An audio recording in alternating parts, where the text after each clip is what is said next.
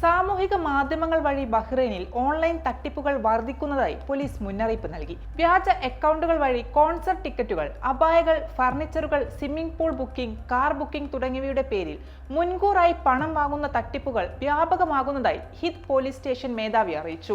Interior മന്ത്രാലയത്തിന്റെ അൽ Aman social media പരിപാടിയിൽ സംസാരിക്കവെയാണ് അദ്ദേഹം ഇക്കാര്യം വ്യക്തമാക്കിയത്. ഇൻസ്റ്റാഗ്രാം, ടിക്ടോക്ക് തുടങ്ങിയ പ്ലാറ്റ്ഫോമുകളിലെ ഫോട്ടോകളും വീഡിയോകളും മാത്രം കണ്ട് പണം നൽകുന്നത് ഒഴിവാക്കണമെന്നും അദ്ദേഹം പൊതുജനങ്ങളോട് അഭ്യർത്ഥിച്ചു. ഉൽപ്പന്നങ്ങൾ കാണിച്ച ശേഷം മുൻകൂറായി പണം കൈക്കലാക്കി തട്ടിപ്പുകാർ മുങ്ങുന്ന രീതിയാണിപ്പോൾ കണ്ടുവരുന്നത്. പോലീസ് ഉദ്യോഗസ്ഥരെന്ന വ്യാജേനെ വ്യക്തിഗത വിവരങ്ങൾ ചോദിച്ചും ഇവയിൽ നിന്നാണെന്ന വ്യാജേനെ സന്ദേശങ്ങൾ അയച്ചും ഇവർ പണം തട്ടുന്നു. ഇത്തരം സന്ദേശങ്ങളിലെ ലിങ്കുകളിൽ ക്ലിക്ക് ചെയ്താൽ ബ്രൗസറുകൾ ലോക്ക് ചെയ്യുകയും പിന്നീട് പിഴ അടയ്ക്കാൻ ആവശ്യപ്പെടുകയും ചെയ്യുന്ന രീതിയാണിത്.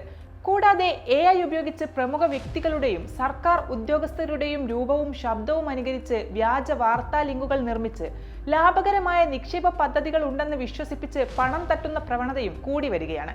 ഇത്തരം നിക്ഷേപ പദ്ധതികൾ ഒന്നും നിലവിലില്ലെന്ന് അധികൃതർ വ്യക്തമാക്കി.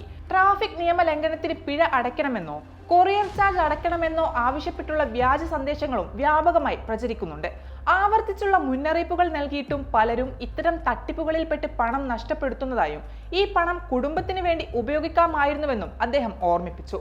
അപരിചിതമായ ഇടപാടുകൾ നേരിട്ടോ ഫോൺ വഴിയോ ഔദ്യോഗികമായി ഉറപ്പുവരുത്തിയ ശേഷം മാത്രം പണം കൈമാറുക. ഓൺലൈൻ തട്ടിപ്പുകൾ ശ്രദ്ധയിൽപ്പെട്ടാൽ general directorate of anti corruption and economic and electronic സെക്യൂരിറ്റിയുമായി ബന്ധപ്പെടുക. 992 എന്ന ഹെൽപ്പ് ലൈൻ നമ്പറിലോ താഴെ കാണുന്ന വാട്സ്ആപ്പ് നമ്പറിലോ വിവരങ്ങൾ അയക്കാം. കൂടാതെ താഴെ കാണുന്ന വെബ്സൈറ്റിലെ ഫോം വഴിയും പരാതികൾ സമർപ്പിക്കാവുന്നതാണ്.